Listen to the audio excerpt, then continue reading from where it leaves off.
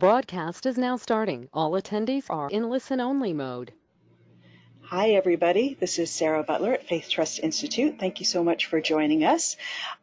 People are still logging on, so I'm going to go through a couple of technical issues as we kind of get ourselves started here. So first of all, today's presentation is Protection Orders, how your faith community should respond to ensure safety and support victim survivors. And our presenter is Reverend Kathy Reid, who is the Executive Director of the Family, oh gosh, I'm on the wrong slide. I'll get back to that. Hi, Kathy. Get back to that. So first, some technical issues. You should be able to hear me. If you're having problems with your sound, please check your speakers or headset are plugged in. And then if the issues continue, then you can log out and then log back in using the link in your email. We also want to hear from you today, so if you have questions, please join us. You can submit your questions in the little question box here. If you're not seeing the question, this little menu on your screen, click on the little orange button and that will open up these options. Okay, here's Kathy. Hi, Executive Director of the Family Abuse Center in Waco, Texas. And she has been a trainer with Faith Trust Institute for years and years and brings lots of great information, experience, knowledge, wisdom. We love her. So I also want to let you know that the slides that you're seeing today are available for download in the handouts section. So if you want to get those as a resource, you can go ahead and download those as a PDF. And if you are an advocate and need a certificate of attendance, you can also download that in the handouts section. So, and lastly, we're recording this for people who aren't able to attend the live session. Okay, so Kathy, hi. Hello. I'm looking at a picture of myself and looking at the startling thing is that I have my blue glasses on, and y'all need to know that my blue glasses I wear on fun days. So I decided early this morning today was going to be a fun day, and so I'm very grateful to be here in this webinar and glad to be with you all so that we can talk a little bit about protective orders. Sarah, do you want to say anything about our sponsor? Yes, thank you, Kathy. I appreciate that. So this webinar is brought to you by the University Congregational United Church of Christ Women's Fellowship Superfluity Committee. So they put on the most mega rummage sale every year, and then they donate to wonderful causes, and we're happy to be one of them. So if you're in the Seattle area, it's generally in the spring, and it's so worth attending. So thanks, Kathy. Well, we're going to be talking today about protective orders. And when this topic came up, I was really not sure exactly about this because this is the first time I've done a webinar on this specific topic. But the more I thought about it, the more important I thought it was. And actually, the more I've gotten excited about it.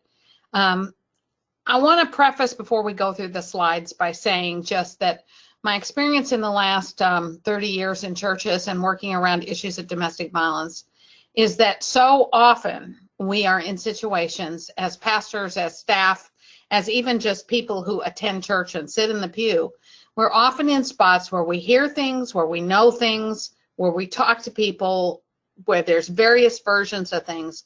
One of the things that I love about protective orders is protective orders give us something concrete, something tangible. They don't always answer all the questions for us, but they give us something that can work as a guide so that we can understand the situation a little bit better. So when we have a situation where a protective order involves members of the congregation, instead of being scared of it and worried about it and try to pretend like we don't know about it, we should actually do just the opposite and embrace it.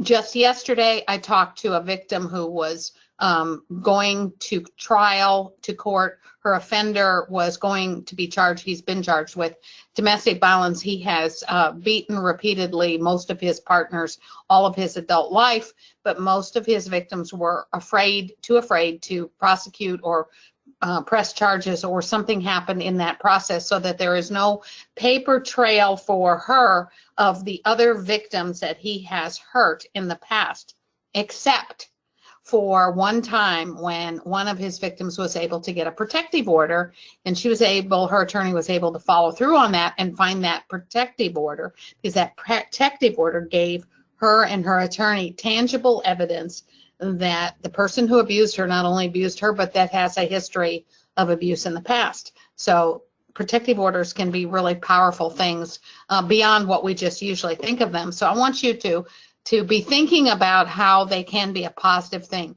One of the ways that I think they're positive, we're going to talk about all the different varieties of things, but most often a protective order makes it clear who the victim is and who the offender is. Regardless of the stories, the what ifs, whatever else you hear, at least according to the criminal justice system, the victim and the offender have been determined, and that's going to help us as we talk through this. So, of course, starting at the very beginning, we want to always believe the victim. Our first priority as a faith-based community is to protect the victim and to provide support for that victim. And that comes in that initial thing that may happen in churches where we hear a story, someone discloses something, someone comes to us and they tell us about the abuse they've been going through. So whether it's sexual assault, domestic violence, whether it's child abuse, what we always want to do is believe the victim and support that victim and make sure that safety is the top priority. So that kind of sets the beginning point for us, so that we can have everything else that we do in the congregation sort of fit into that first priority and that first model. So leaving somebody when they're in when someone is in a domestic violence situation is extremely difficult. I think the number one thing that I get asked when I go to court or when I'm just doing a presentation always is, why doesn't she leave? That's not a question you ever want to ask a domestic violence victim, because there's a little bit of judgment in that, making it sound like it's her fault that she doesn't leave. A better question is, what makes you stay? So if you're talking to somebody, you can say, what makes you stay? If someone's disclosed that their relationship is abusive, what makes you stay? What pulls you back in? What keeps you there? It's complex, it's complicated. It's everything from finances and economy to support systems, dreams of a happy life, having children together, maybe hopes that your children have a father. There's so many different reasons why someone stays that we have to recognize that it takes, statistically, we say 7 to 12 times to leave. And so the first time they leave, they may not tell anybody. They just go home to mother and say, we're having problems, I need a little break. They may the second time go to someone else. They may try all kinds of different avenues of just stepping away from that in a polite way that doesn't, where they don't have to disclose much about the abuse. And so it may take place very quietly. So you may be the 5th or the 6th time attempt to leave, or the 7th or the 11th. But anytime a victim comes to you and tells you about the abuse, a great place to start is what makes you stay, and how can I help you, and how can I be with you as you try to leave, or what resources can we have together. So you want to always listen to the victim. You always want to make sure that they understand that you're going to do your best to support them. The statistics are just overwhelming in terms of domestic violence. We have over 1,000 women who are murdered by their intimate partner or ex-partner. Here in Texas, it's 1 out of 3 women. It's 1 in 4 in some other states, but it's 1 in 3 women in Texas is going to be beaten, physically beaten by her husband, her ex-husband, her boyfriend, or ex-boyfriend. And so I tell people all the time that if you live in a bubble and think you don't know anybody who's experienced domestic violence, then you have blinders on. Because over the course of your lifetime, there's going to be someone you care about, someone, a sister, a mother, a relative, someone you work with, maybe someone who sits on the same pew with you in church, who's going to be a domestic violence victim, and maybe isn't suffering from abuse and hasn't told anybody, and you may be the person that they are able to tell, and when that happens, you want to be there for them. In bright red letters on this page, you see couples counseling in the case of intimate partner violence is never advised. The story that I tell all the time is it just happened a couple of years ago in Houston. A woman went to the domestic violence shelter, had been there for a while. Her pastor decided that he could heal them of the violence and convince the husband not to do this and restore their marriage. asked her to leave the shelter and come back to her apartment to meet him. And then he asked, of course, the offender to meet them there so that he could do couples counseling. By the time the pastor walked through the door, the woman was murdered. And quite frankly, that's on the pastor because she was in a safe place. She trusted him. She left safety to go meet with him in a situation where he could not provide that safety and should have never offered it. Couples counseling is not the place. If you're doing couples counseling, we always tell pastors, if you suspect there's domestic violence, then recommend that they see you individually. Get the person you think potentially is the victim alone. Be able to ask her or tell her, and it's sometimes hard to ask the questions, but you know, it's the law now in most states that every family practice doctor talks to a woman about her relationships at her annual visit, and doctors have learned how to do it, sometimes better than others, but sometimes they are really good at it, and they ask questions like, do you feel like you're in a healthy relationship? And you want to ask those kinds of questions so that you can hear from somebody if you suspect that there's something. But you don't ever want to do couples counseling. And the minute you hear about abuse, then you need to end any couples counseling that's going on. Most importantly, though, we know that there are survivors in every congregation. Sometimes they don't tell anybody that they have this history of domestic violence. Some of them are literally going through the violence and living in that violence as they attend your church. So, you know, knowing the breadth of this issue kind of changes the way you do sermons, the way you present things, the way you talk to people. It's really critical that you know that potentially there are people in your congregation who are either survivors and have had this experience in the past, maybe currently victims, and that you know how to respond to them. And that they feel safe in your congregation, because that's what we want our congregations to be, safe places. Sarah, let's move on. Protective orders. Protective orders are a very specific thing. They're an order that is issued by a judge to protect a person from somebody whose behavior is abusive, threatening, exploitive, or seriously alarming. They are civil orders. And we are not going to try today to talk about the specifics in your state because we come from all over the country. And so there are different orders for different places. Here in Texas, we have emergency protective orders, which the police can issue. It's only 6 months, but they can issue it literally at the site of a domestic violence incident. And the intent is to give her 6 months to be able to get separated and to move on and figure things out.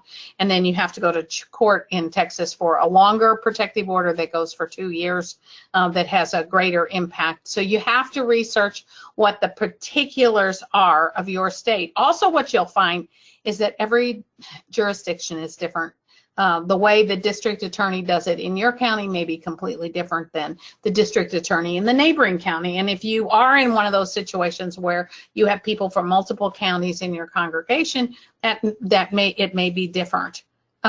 Some jurisdictions choose to do what we think of as protective orders in conditions of bond. In other words, the person is bonded out, they've been arrested, and they've been bonded out from jail. And so sometimes there are conditions of bond that are in that order around their arrest that say things like, if you're within 200 yards of her, your bond will be revoked. So know that that also can come into play, and it's worth your while to investigate what the local law enforcement district attorney's office, how those people do these kinds of protections for victims.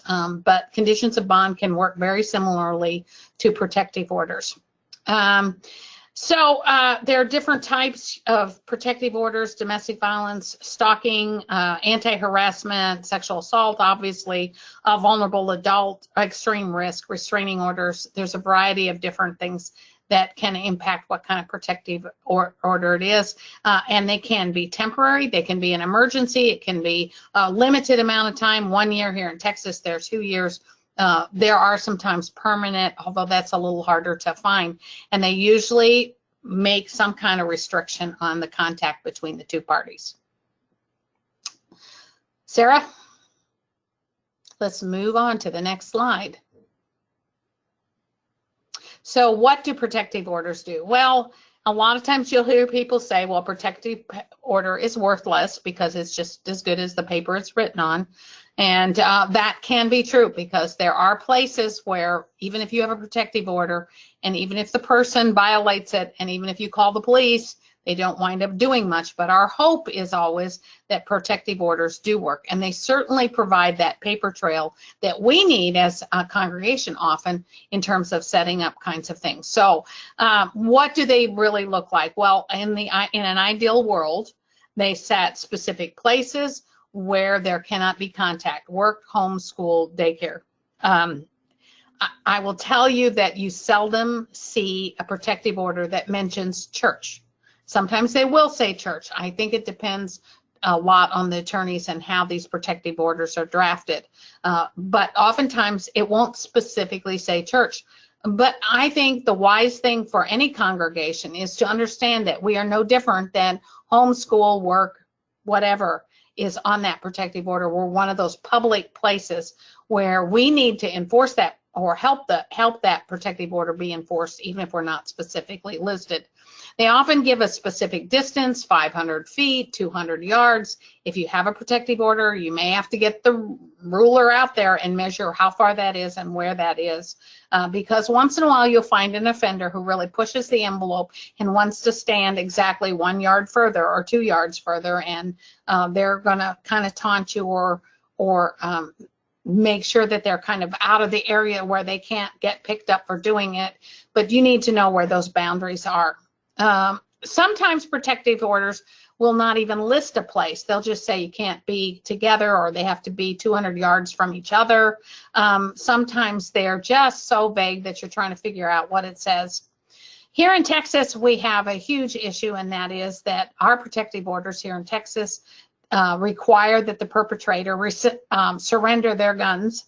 And you've probably heard about some of the incidents that we've had here in Texas with even some of our mass shootings, where the gun that was used was held by a perpetrator who was supposed to surrender them. We're working in Texas during this legislative year, actually, to start a process where the law enforcement agencies have to enforce that, where we just don't leave it to the perpetrator to voluntarily surrender them, but that we actively ask law enforcement to go and collect guns.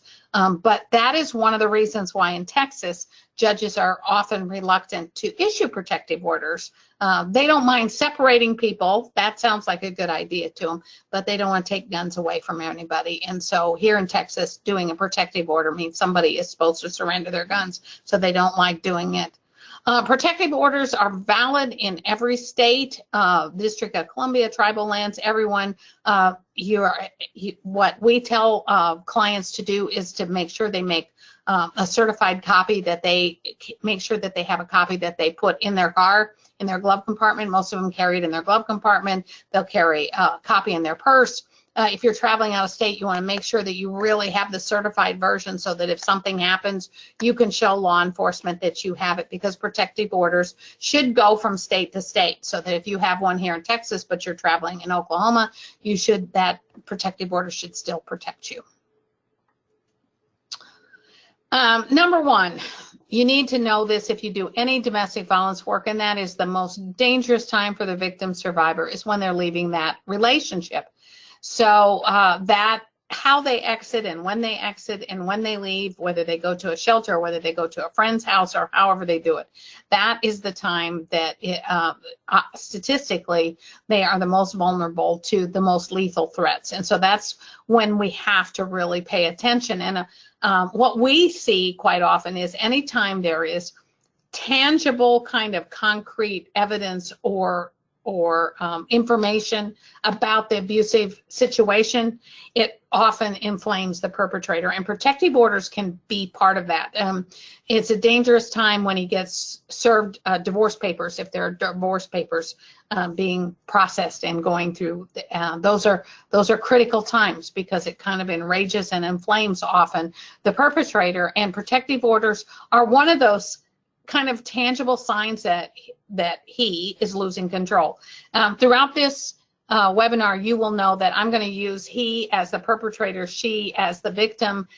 We know that it's not always that way, that sometimes she is the perpetrator and he is the victim, but still 95% of cases of domestic violence are still where the woman is the victim and the man is the offender. So I'm not trying to stereotype people, but it's just a little easier to use those pronouns.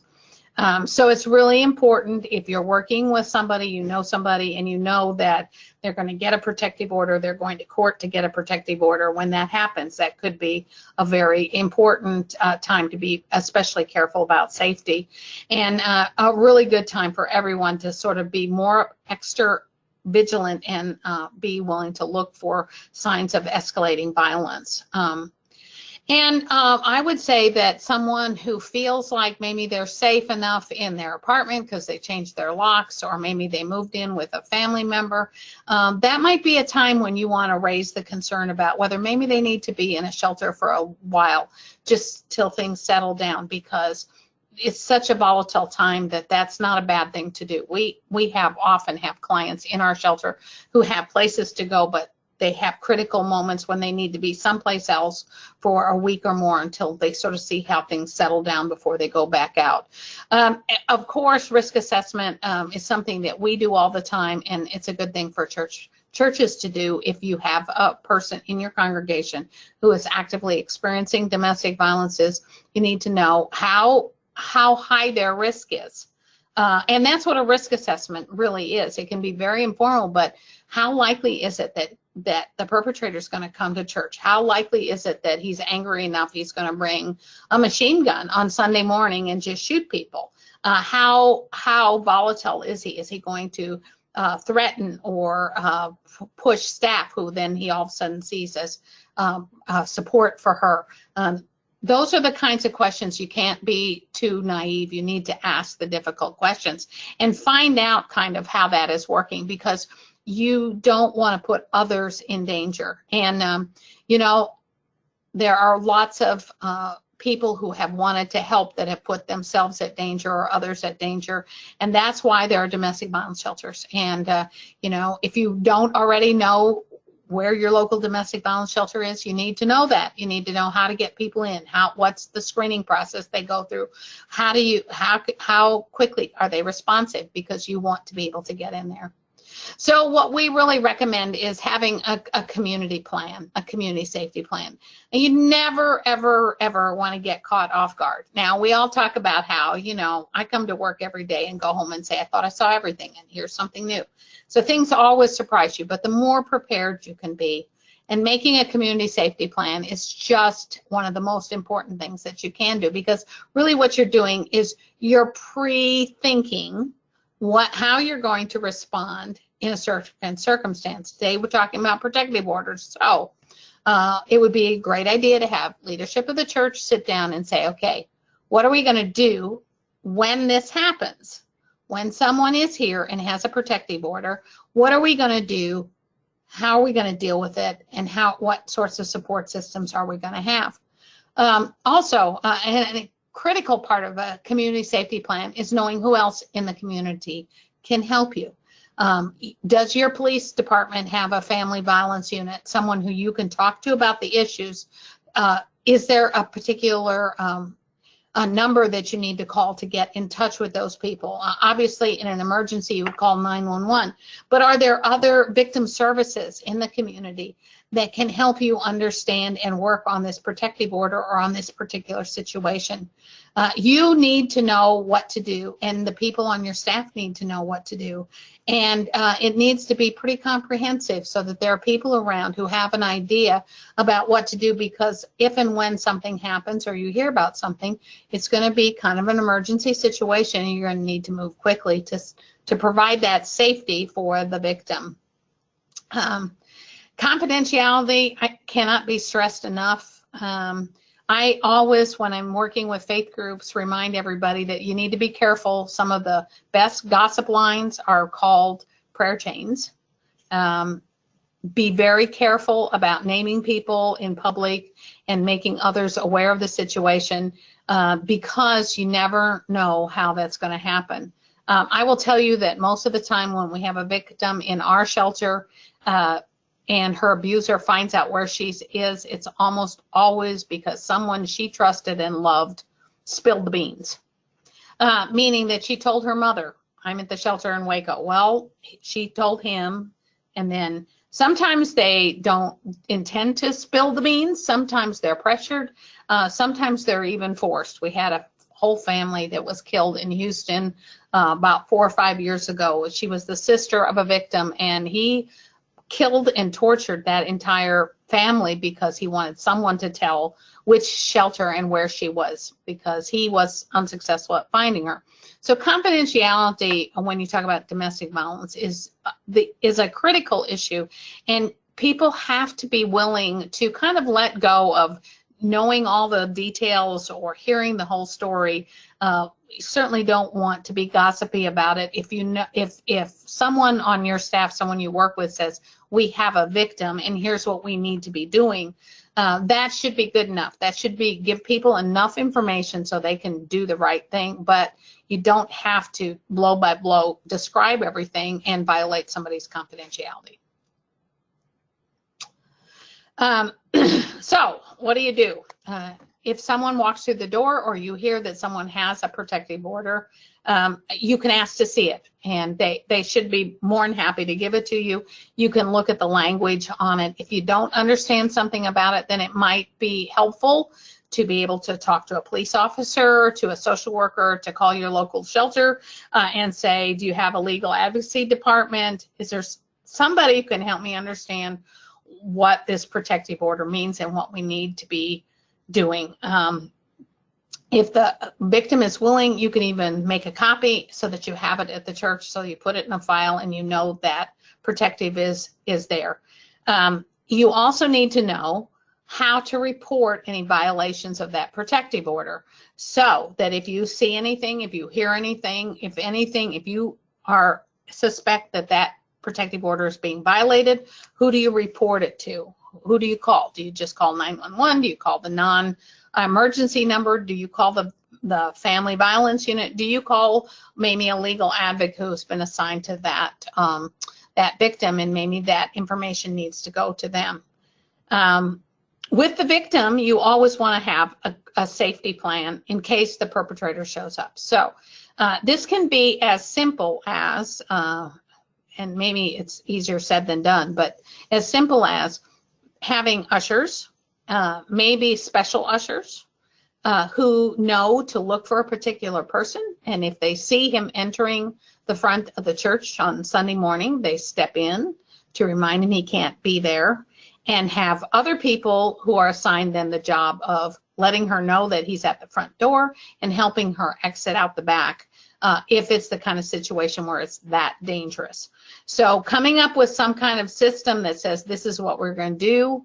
I'd love to say, well, it's easier in a big church where you have more ushers and other people who are helping on a Sunday morning. I quite frankly don't think that's an advantage, because that's more people to juggle and keep in the loop, and you've got a lot going on.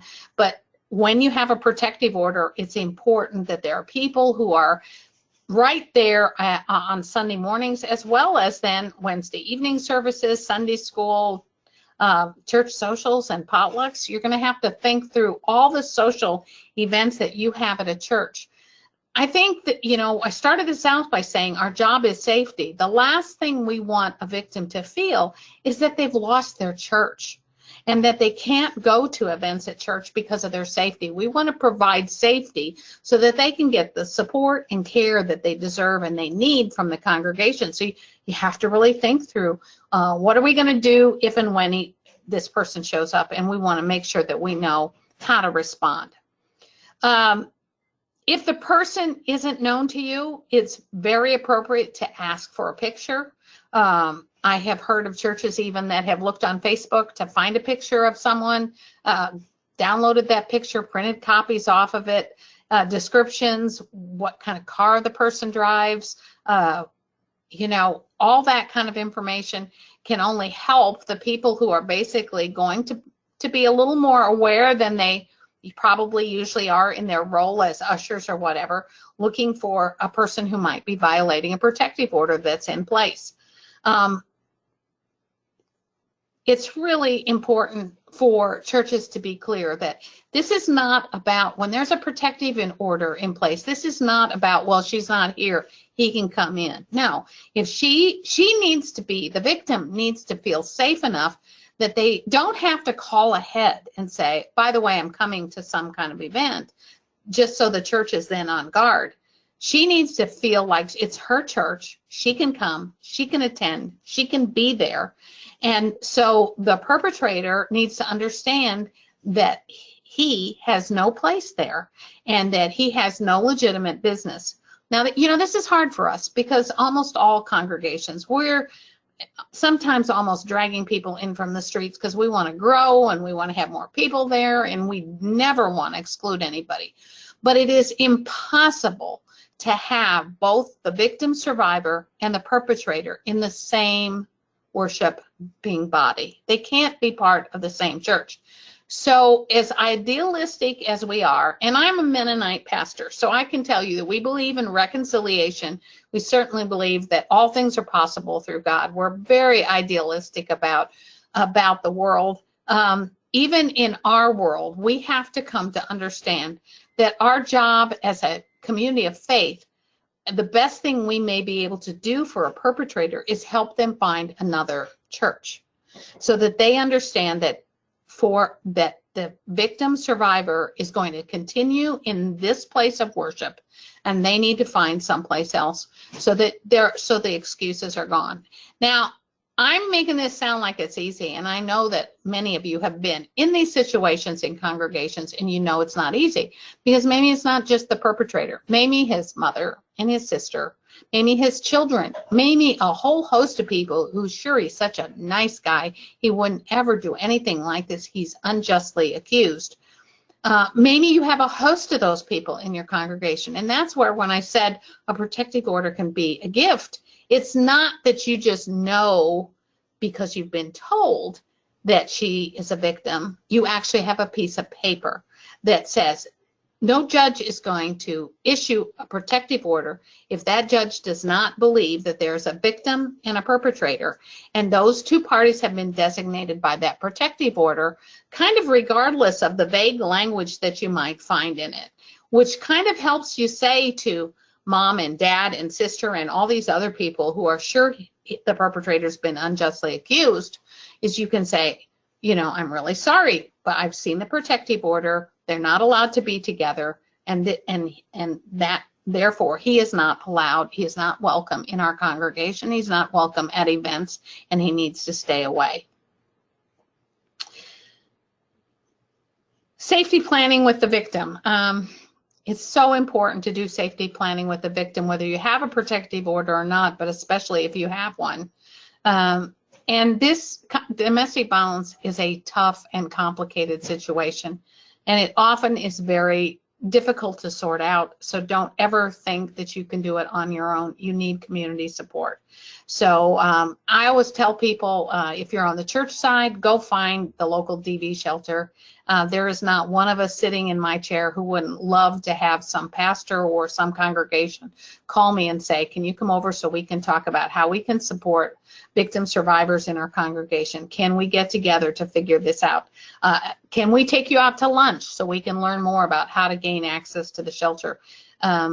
You may have DV staff people in your congregation. That always helps because they know what they're dealing with and they're a great resource to you.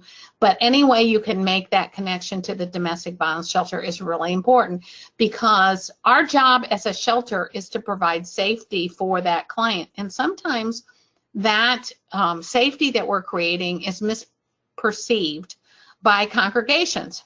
I had a situation here where a pastor brought a client from their congregation, came through the door and dropped them off, left, called a couple hours later and said, I want to know how she's doing. Well, she had not signed a release form, which is our requirement by the state of Texas.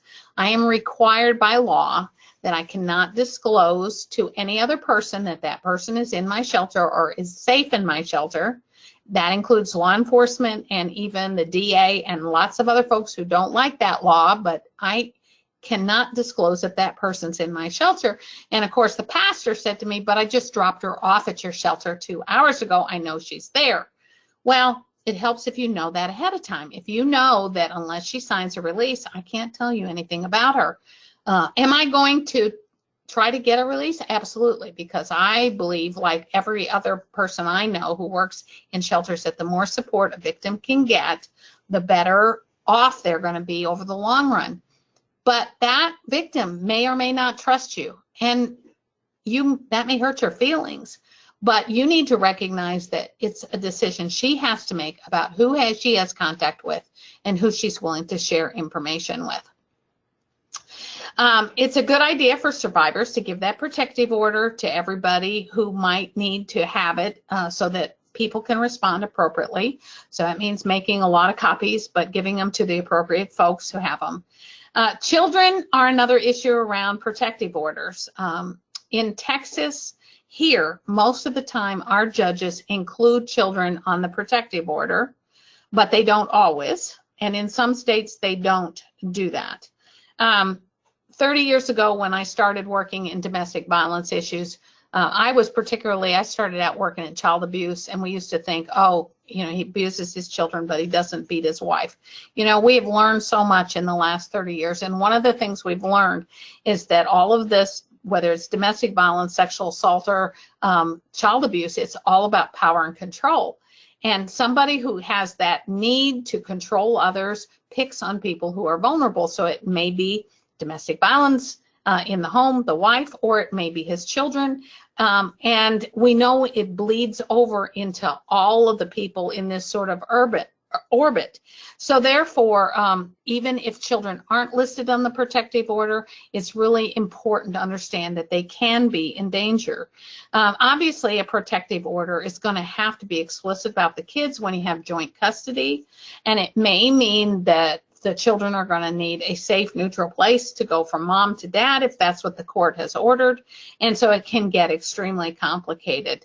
But most of the time, children are included in the protective order, and then you have to let the school know, and church camp know, and daycare know, and all of these places, because once that protective order, if it includes the kids, means that they cannot come into contact with the children either. Let's talk about some of the more complicating things, because there's lots of complicating things, but one is mutual protective order. Mutual protection orders happen when the police have decided that there is what they would call mutual combat, meaning that both parties, they can't tell who started what or who provoked what, and they can't really figure it out, and they're basically telling both parties to back off. You still have to keep them separate, but it's going to complicate your situation as a church, because whereas I said before, you have a victim and you have a perpetrator, the protective order is not going to tell you that. It's going to tell you that they as a twosome cannot work it out. So you may have to talk to people and figure out a little bit better who is the victim or who is the offender and how that's going to happen.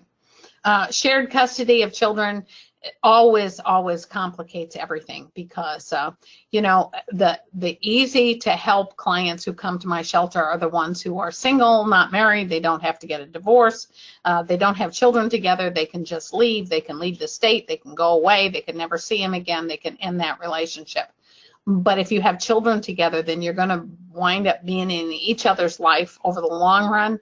And the courts may protect your children from him, but they also may decide that shared custody is the best to have because he's not a danger to the children. Well, then you're going to have to figure out how that's going to work and how that impacts the congregation. Sarah, let's move to the next slide. So planning with the survivor. Oh, we did this one already. Are we stuck? I just did a great lead up to this, power and control. If you haven't seen this before, I hope that this is review for many of you. If you're getting any training in domestic violence, you have probably seen the power and control wheel. If you haven't seen it, take some time to look at this one. I want to look at two parts of it in particular, okay? So the deal is that domestic violence is about power and control, and it's about controlling somebody using physical and sexual violence to control the other person.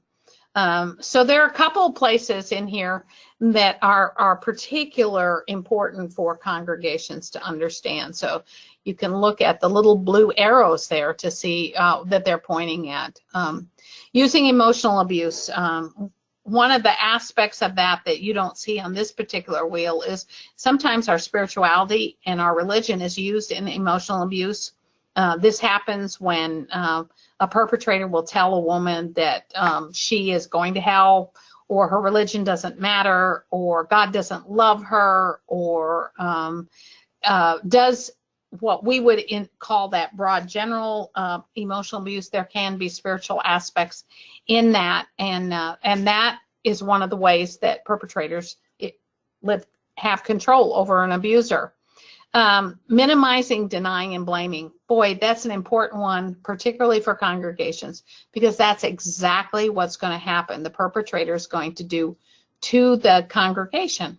Well, I got angry one time, and I do have to admit I did slap her, but I didn't mean it, and it was only one time, and it will never happen again. When in reality, he beat her up.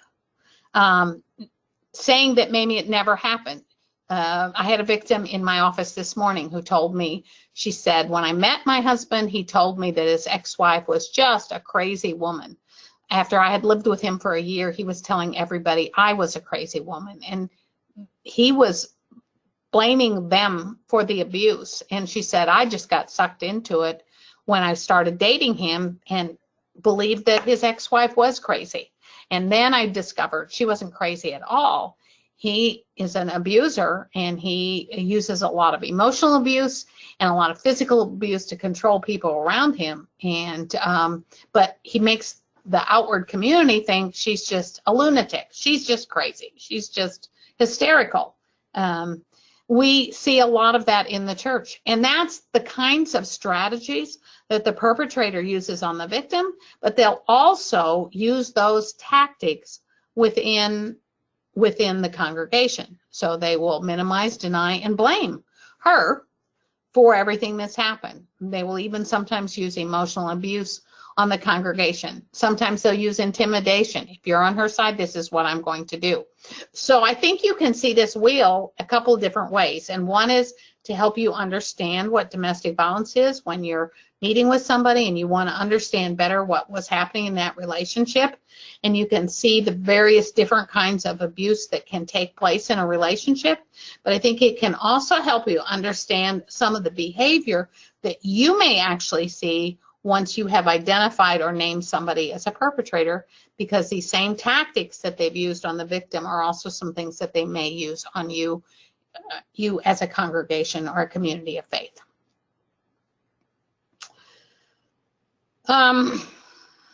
What supports abuse?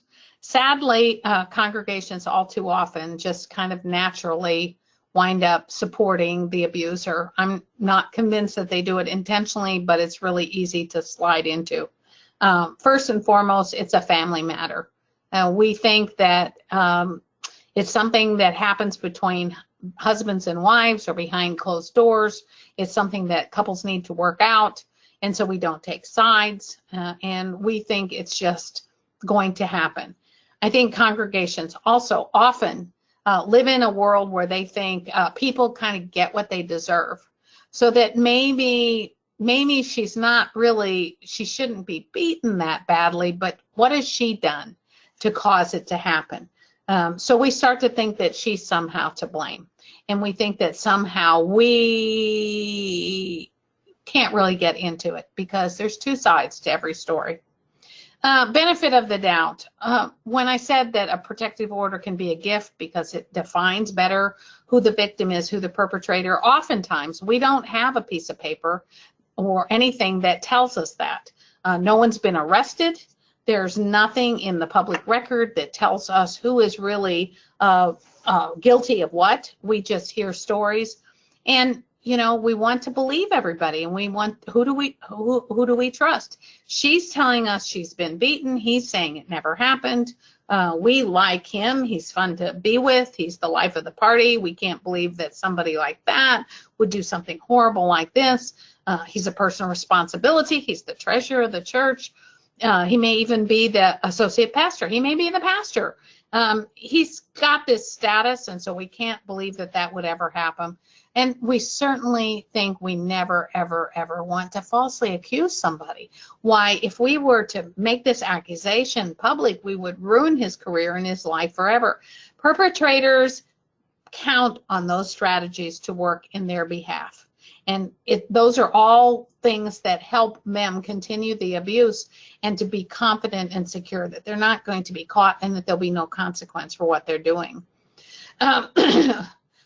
Our theology sometimes can get us into trouble. We want to believe in healing and acceptance, redemption, reconciliation.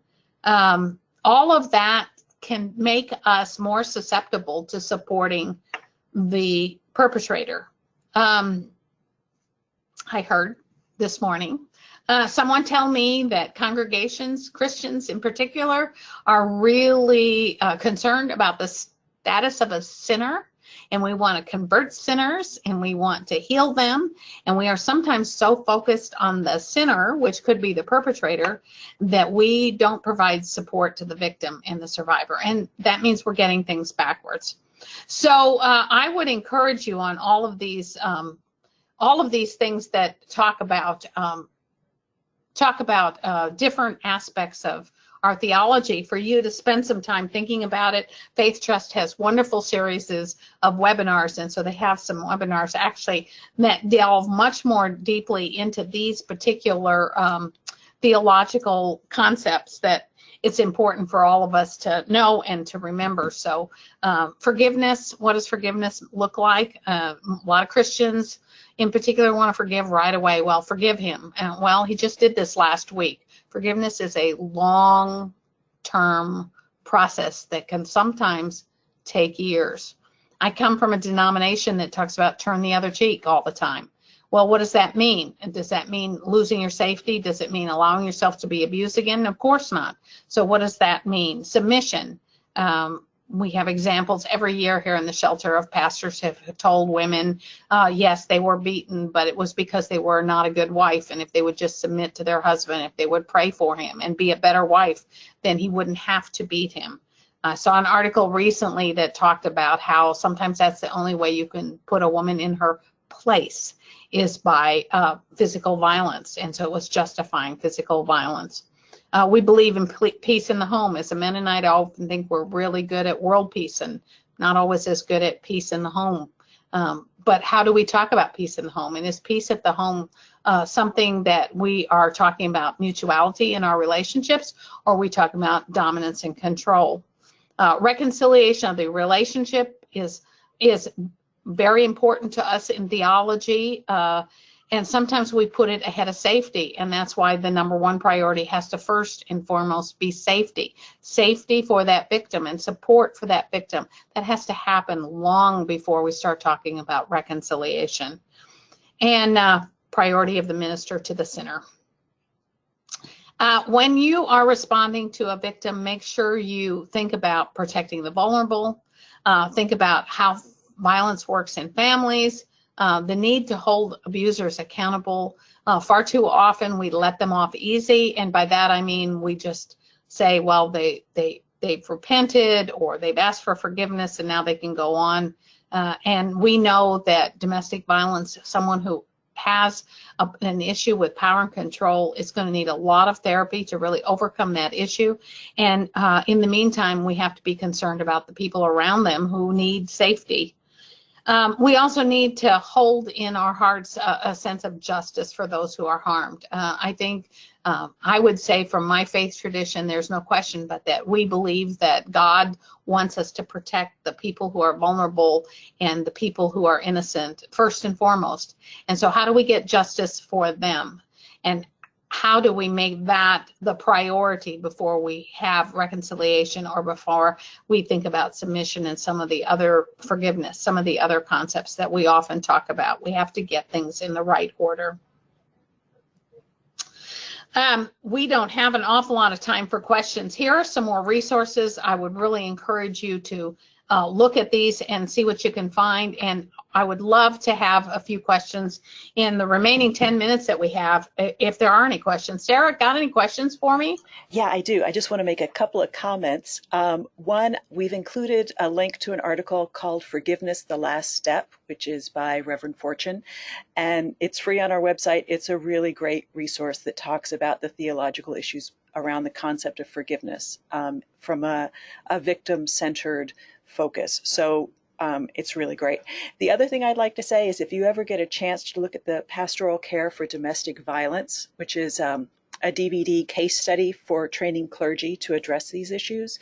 There is an episode that Reverend Fortune does with a perpetrator called David, and it is such a great demonstration of what accountability looks like in a pastoral care situation. It is really powerful. So if you can look at that, please do.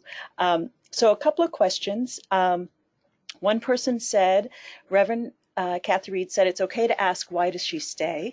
And she understands your explanation of the question, which allows someone to mention all of the issues that are involved in their situation. But the person says, however, I do not ask this question because it is still victim blaming, just as why don't you leave is victim blaming.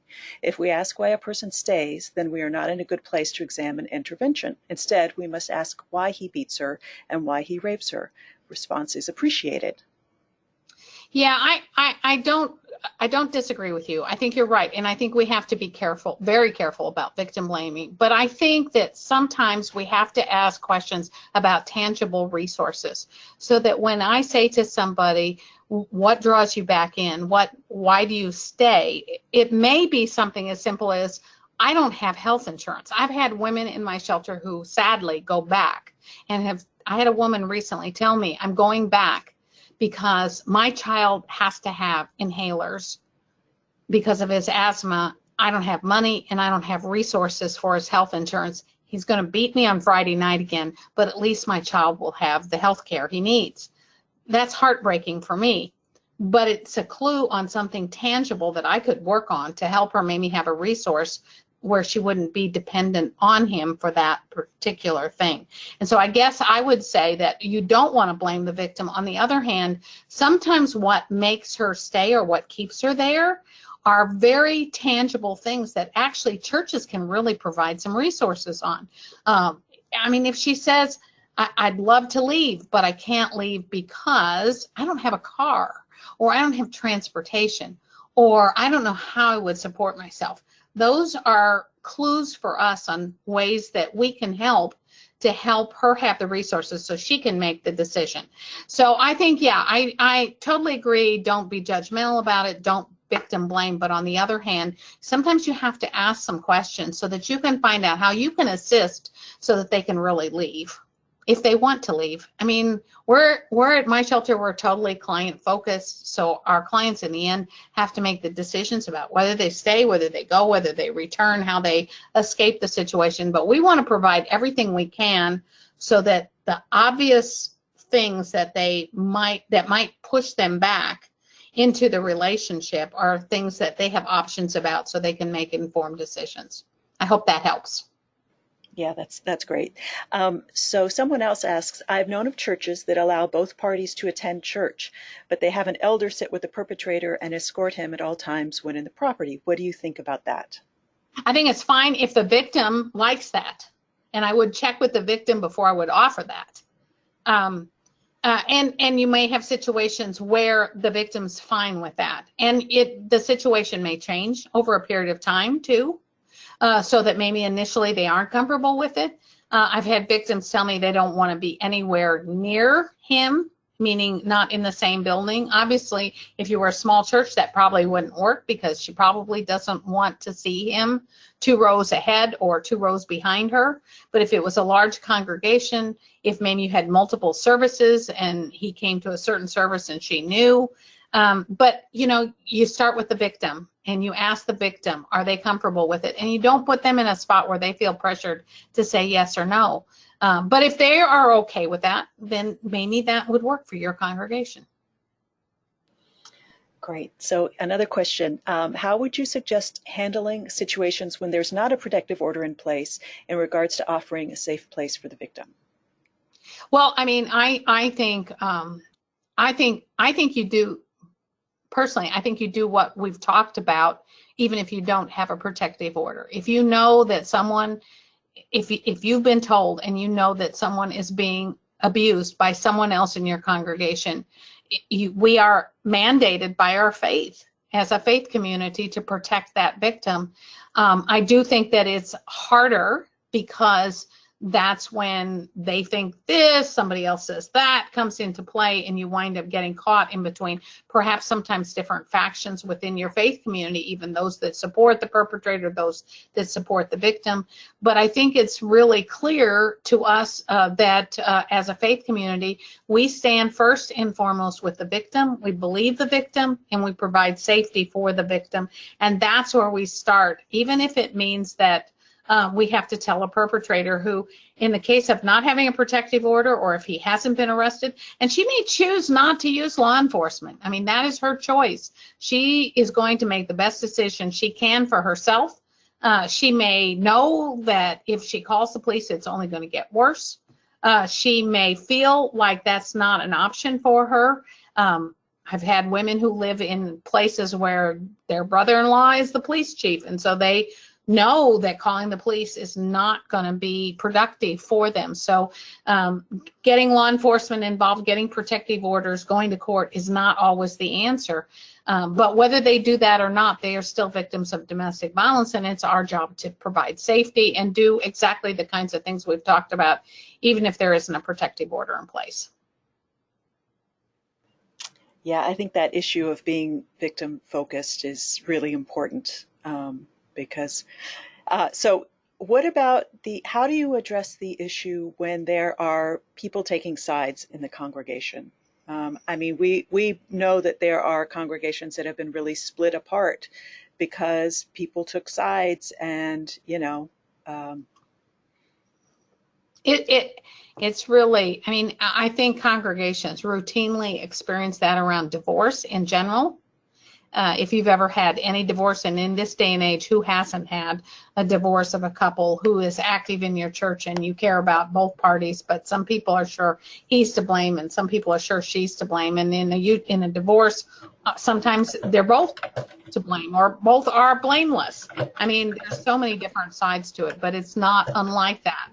And my advice is that, first of all, that it wouldn't hurt to have a conversation as a leadership team about what you're going to do in that kind of event, because I think that if you make that core decision that you're going to protect the victim, then that tells you, kind of is your moral compass maybe in maneuvering through the storm that you see ahead with people on both sides being angry.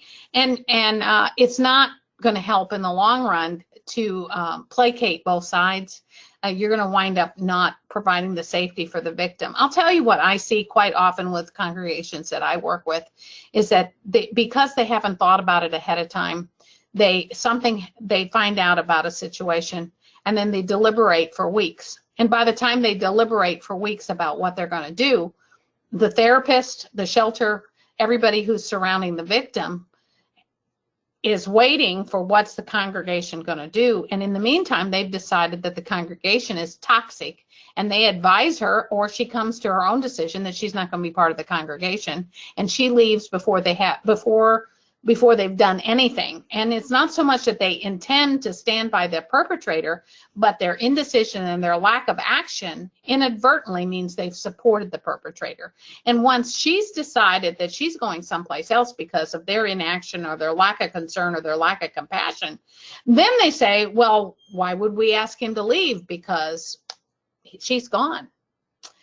And so they wind up unintentionally sometimes supporting the perpetrator by their own lack of forethought and their own ability to act quickly. And I think that's all the more reason why discussions here need to happen. Thank you, Sarah, for putting up that wonderful quote from Judith up on the screen, because what's really critical is we can't let our indecision and our lack of knowing what to do stall us to the point where we unintendedly support the perpetrator rather than the victim. We have to talk about it ahead of time, figure out what we're going to do, and try our best to have sort of plans in place for if this, we're going to do this, and if that, we're going to do that, to help us take action when we hear that there's an issue we need to work on.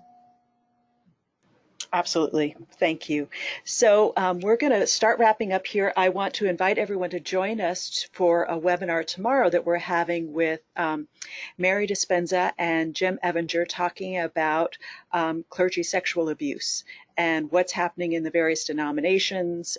These two people are experts in this area. They've been working to help victim survivors for decades, and so they have a lot of experience with kind of survivor issues as well as institutional issues about responding to clergy sexual abuse. So please join us tomorrow. Also, June is Pride Month, so I want you to know that on our webinar recording site, we have at least 4 webinars related to intimate partner violence in LGBTQ relationships. And so there are a lot of pastoral care issues that are important to consider. So you might take a look at those. I'll send a link in the follow-up email. I want to thank you all for joining us. Kathy, you're wonderful as always. Thank you for being here. And if anyone has any follow-up questions, please just let me know. Otherwise, have a wonderful day. Thanks so much. Bye. Thank you. Bye.